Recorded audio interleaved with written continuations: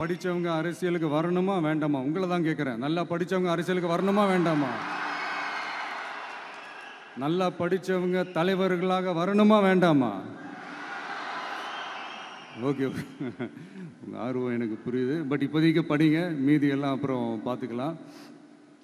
அதே மாதிரி நீங்கள் படிக்கும்போதே மறைமுகமாகவே நீங்கள் அரசியலில் ஈடுபட முடியும். அது எப்படின்னா ரொம்ப சிம்பிள். நீங்கள் ஒன்றும் இல்லை, நீங்கள் டெய்லி இந்த நியூஸ் பேப்பர்லாம் படிங்களேன். படிக்க படிக்க உங்களுக்கே தெரியும், ஒரே செய்தியை ஒரு நியூஸ் பேப்பர் ஒரு மாதிரி எழுதுவாங்க, அதே செய்தியை இன்னொரு நியூஸ் பேப்பர் இன்னொரு மாதிரி எழுதுவாங்க.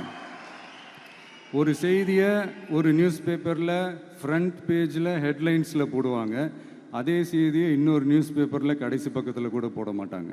இங்கே நியூஸ் வேறு, ஒப்பீனியன் வேறு, செய்தி வேறு, கருத்து வேறுங்கிறது உங்கள் எல்லாருக்குமே தெரிய வரும்.